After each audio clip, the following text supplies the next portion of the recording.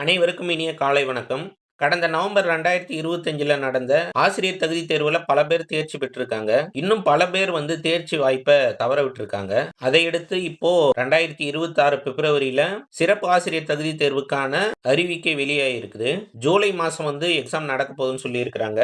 ஒரு long time நமக்கு கிடைச்சிருக்கு ப்ரிப்பேர் பண்ணி. கண்டிப்பாக இந்த முறை நிறைய பேர் தேர்ச்சி பெறுவாங்கன்னு சொல்லிட்டு நம்பலாம். தேர்வை எதிர்கொள்ள போகும் அனைத்து ஆசிரியர்களுக்கும் வாழ்த்துக்கள்.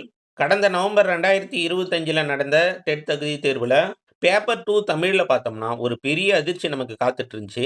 ஏன்னா நம்ம ரொம்ப எதிர்பார்த்து இருந்தோம். உரைநடையிலிருந்து அதிகமா கேட்பாங்க. அதேபோல செய்யுள்ல ஆசிரியர் குறிப்பு அதிகமா கேட்பாங்க. நூற்குறிப்பு அதிகமா கேட்பாங்க. அப்படின்னு சொல்லிட்டு ரொம்ப எதிர்பார்த்து இருந்தோம். ரொம்ப ப்ரிப்பேர் பண்ணியிருந்தோம். ஆனா நம்மளுடைய எதிர்பார்ப்புகள்லாம் ஒரு சுக்குநூறாக்குற மாரி கேள்வித்தாள் தமிழ்ல அமைஞ்சிருந்தது. ஒரு கொஸ்டின் கூட ஆசிரியர் குறிப்பு, நூற்குறிப்பில இருந்தோ அல்லது உரைநடை பகுதியில இருந்தோ, அல்லது இலக்கியம் செய்யுள் பகுதியில இருந்தோ ஒரு கொஸ்டின் கூட கேட்கல. ஃபுல் அண்ட் ஃபுல் 30 கொஸ்டினும் பார்த்தீங்கன்னா, இலக்கண பகுதியில இருந்து தான் கேட்டிருந்தாங்க. அதுவும் 9த், 10த், 11த், 12த்ல இருக்கிற இலக்கண பகுதியெல்லாம் நம்ம ரொம்ப கஷ்டப்பட்டு படிச்சுட்டு போயிருப்போம். ஆனா அவங்க கேட்டது பூரா எங்க கேட்டிருக்காங்கன்னா, 6 டூ 8ல தான் எல்லாத்தையுமே கேட்டிருந்தாங்க.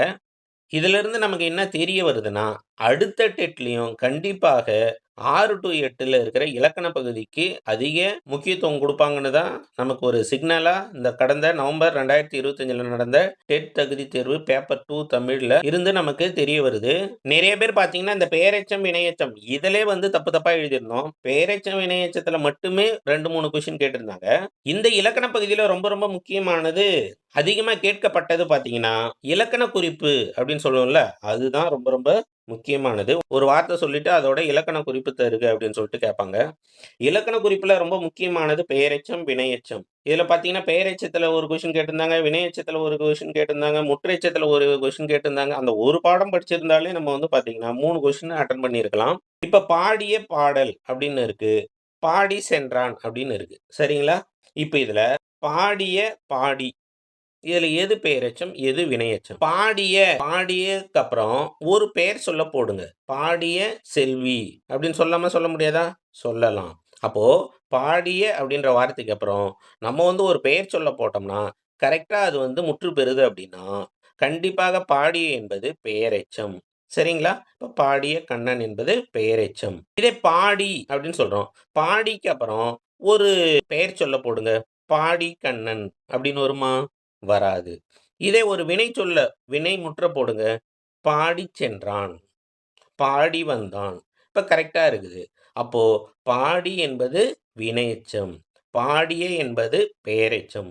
புரியுதுங்களா? பெயரெச்சம், வினையெச்சம். பெயரெச்சம், வினையெச்சம் கண்டுபிடிக்க சொல்றாங்க. பின்வருவனவற்றுள் எது பெயரெச்சம் அப்படின்னு கேட்டாங்கன்னா, 4 ஆப்ஷன் குடுத்துருக்காங்க. 4 ஆப்ஷன்ல அந்த வார்த்தைக்கு பின்னால ஒரு பெயர் சொல்ல போட்டு பாருங்க. சரியா உட்கார்ந்து அது முற்று பெற்றுச்சுன்னா, அது பெயரெச்சம் தான். இதே பின்வருவனவற்றுள் எது வினையெச்சம் அப்படின்னு கேட்டா, அந்த வார்த்தைக்கு பின்னால ஒரு வினைமுற்ற போடுங்க. அந்த சென்டென்ஸ் கரெக்ட்டா கம்ப்ளீட் ஆயிருந்தா, அது கண்டிப்பாக வினையெச்சம். புரியுதுங்களா? இவ்ளோ தான் இதுல ஒண்ணுமே கிடையாது. இப்ப படித்து முடித்தான், பேசி சென்றான், ஆடி வந்தாள். இந்த மாரி வர்றது எல்லாமே வினை எச்சம். சரிங்களா? இதே பாடிய பாடல், பாடுகின்ற பாடல், பாடும் பாடல். இப்ப இதெல்லாம் பார்த்தீங்கன்னா, பெயரெச்சம். இதுல பார்த்தீங்கன்னா, பெயரெச்சம் 2 வகைப்படும். தெரிநிலை பெயரெச்சம் நமக்கு தெரியுது. காலத்தை காட்டுகின்ற பெயரெச்சம் தெரிநிலை பெயரெச்சம். இப்ப பாடிய பாடல் அப்டின்னா முடிஞ்சு போச்சு. இறந்த கால பெயரெச்சம். பாடுகின்ற பாடல்னா நிகழ்கால பெயரெச்சம். பாடும் பாடல்னா, பாடப்போகும் பாடல் அப்படின்னு அர்த்தம். அது எதிர்கால பெயரெச்சம். இப்ப இதெல்லாம் நம்ம என்ன சொல்றோம்? காலம் காட்டுகிற பெயரெச்சத்தை தெரிநிலை பெயரெச்சம். அதாவது காலம் வெளிப்படையாக தெரிகிறது. அப்போ இது தெரிநிலை பெயரெச்சம். இதே குறிப்பு பெயரெச்சம் அப்படின்னா, இங்க காலம் காட்டாது. அந்த பண்பு மட்டும் நமக்கு காட்டும். இப்ப சிறிய கடிதம், குள்ளவாத்து, பெரிய மனிதர் அப்படின்னு சொல்றோம் இல்லைங்களா? அப்போ இந்த சிறிய, பெரிய அதனுடைய பண்பை குறிப்பிடுகின்ற பெயரெச்சம் குறிப்பு பெயரெச்சம். புரியுதுங்களா? அடுத்து வினையெச்சம். இதுலயும் பார்த்தீங்கன்னா, தெரிநிலை வினையெச்சம், குறிப்பு வினையெச்சம்னு 2 இருக்கு. தெரிநிலை வினையெச்சம் நம்ம ஏற்கனவே சொன்ன மாரி, காலம் வெளிப்படையாக தெரியும். இப்ப படித்து முடித்தான். படிச்சுட்டான். அப்புறம் முடிச்சுட்டான். இது இறந்த காலத்தை காட்டுது. அதனால இது தெரிநிலை வினையெச்சம். மெல்ல வந்தான். விரைந்து சென்றான். இல்லைங்களா? அந்த வேலைய அவன் எப்படி செஞ்சான்? அப்படின்றத சொல்றது குறிப்பு வினையெச்சம். அடுத்து முற்றெச்சம் ஒண்ணுக்குது. இதுலயும் கூட ஒரு கொஸ்டின் கேட்டிருந்தாங்க. வள்ளி படித்தனள் மகிழ்ந்தனள். அங்க வந்து எச்சம்ன்றது முடிவு பெறாம இருக்கும். இது முடிஞ்ச பிறகு தான் இருக்கும். ஆனா 2ஆ வரும். வள்ளி படித்தனள் மகிழ்ந்தனள்.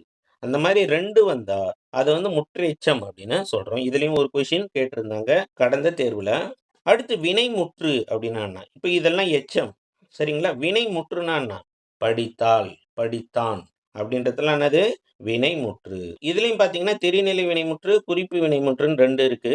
இப்ப எழுதுவான் அப்படின்னா, காலம் நமக்கு தெளிவா தெரியுது. அது வந்து நம்ம தெரிநிலை வினைமுற்றுன்றோம். இதே குறிப்பு வினைமுற்று அப்படின்னா, பொருள், இடம், காலம், சினை, பண்பு, தொழில் ஆகியவற்றை உணர்த்துகின்ற வினைமுற்று வந்து குறிப்பு வினைமுற்று. அடுத்து ஏவல் வினைமுற்று அப்படின்னா, நம்ம வந்து ஒருத்தவங்கள ஒரு வேலைய செய்ய சொல்லி கட்டளையா சொல்ற மாரி இருக்கிறது வந்து ஏவல் வினைமுற்று. இப்ப பாடம் படி, கடைக்கு போ, இங்க வா. இதெல்லாம் என்னது? ஏவல் வினைமுற்று. இதே வியங்கோள் வினைமுற்று அப்படின்னு இருக்கு. இதுவும் வந்து பார்த்தீங்கன்னா, ஏவல் வினைமுற்று மாதிரியே தான் இருக்கும். ஆனா, இது வந்து பார்த்தீங்கன்னா, எல்லாருக்கும் சொல்ற மாரி இருக்கும். இப்ப வாழ்க, ஒழிக அப்படின்னு சொல்றேன் இல்லைங்களா? இதெல்லாம் பார்த்தீங்கன்னா, வியங்கோள் வினைமுற்றுல வரும். இதுலயும் ஒரு கொஸ்டின் கடந்த தேர்வுல கேட்டிருந்தாங்க. அடுத்து எதிர்மறை பெயரெச்சம். இப்ப வராத ரயில், போகாத இடம் அப்படின்னு சொல்றேன் இல்லைங்களா? இது வந்து எதிர்மறை பெயரெச்சம். சரிங்களா? வருகின்ற ரயில் அப்படின்னா, அது வந்து பெயரெச்சம். எதிர்மறை பெயரெச்சம்னா, வராத ரயில்ன்னு சொன்னா, அது எதிர்மறை பெயரெச்சம். ஏன்னா ஆப்போசிட்டா இருக்கு இல்லைங்களா? அதனால வராத ரயில் என்பது எதிர்மறை பெயரெச்சம்.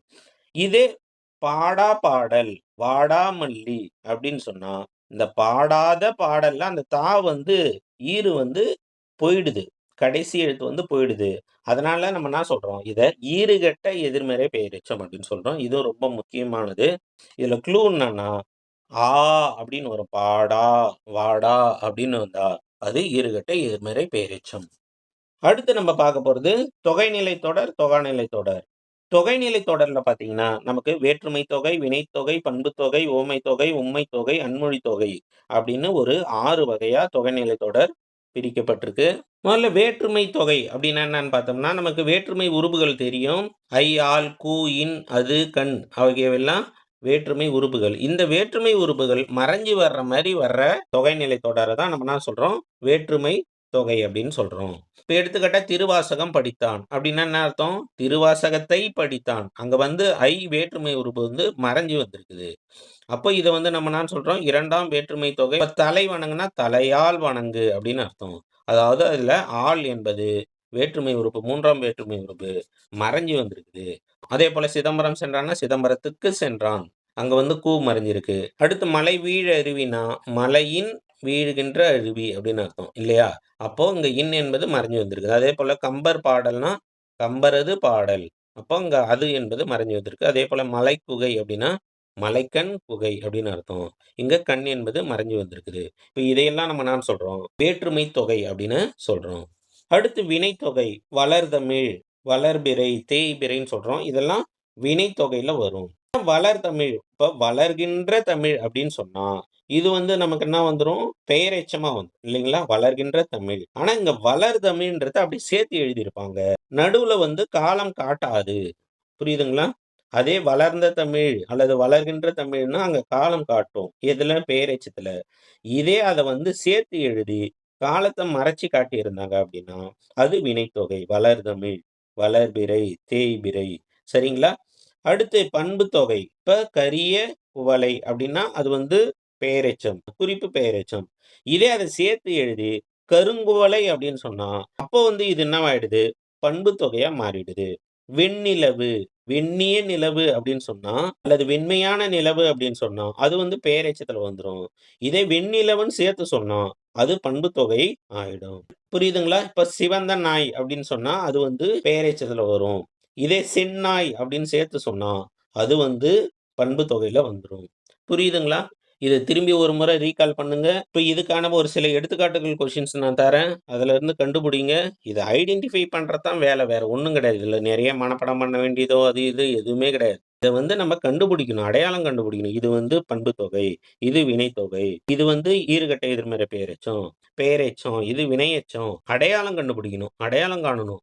அவ்வளோதான் வேலை. இது எப்படியும் புரிஞ்சுக்கிட்டா நம்ம ஈஸியா அடையாளம் கண்டுடலாம். பெயரெச்சமா பெயரைக் கொண்டு முடிவது பெயரெச்சம். வினையைக் கொண்டு முடிவது வினையெச்சம். 2ஆ டபுளா வந்தா அது முற்றெச்சம். ஈறுகெட்ட எதிர்மறை பெயரெச்சம்னா வாடா மல்லி, பாடா பாடல் அப்படின்னு சொல்றதெல்லாம் ஈறுகெட்ட எதிர்மறை பெயரெச்சம். இதே பண்புத்தொகை அப்படின்னா வெண்ணிலவு, கருங்குவளை. இதே வினைத்தொகையா இருந்தா வளர்தமிழ், வளர்பிறை, தேய்பிறை. இவ்வளோதாங்க. இந்த வீடியோவுக்கு நீங்க குடுக்குற ஆதரவ பொறுத்து தான், நான் அடுத்த வீடியோ இது சார்ந்து போடலாமா, வேணாமான்றத நம்ம முடிவு பண்ணுவோம். அதனால வீடியோ பார்க்குற தோழர்கள், தயவுசெய்து லைக் பண்ணி, கமெண்ட்ல உங்களுக்கு எதனா சந்தேகம் இருந்தா கேளுங்க. கண்டிப்பா சொல்றேன். மேற்கொண்டு நம்ம இது சார்ந்த வீடியோக்கள் போடலாமா, இலக்கண பகுதியிலிருந்து வீடியோக்கள் போடலாமா அப்படின்றதையும் நீங்க கமெண்ட் பாக்ஸ்ல சொல்லுங்க. நம்ம சேனல் அறிவுமதி அகாடமிய சப்ஸ்கிரைப் பண்ணி நமக்கு ஆதரவ குடுங்க. மீண்டும் ஒரு முறை தமிழ் இலக்கண பகுதியிலிருந்து அடுத்த வீடியோவில் சந்திப்போம். Thank you. Bye bye. Take care.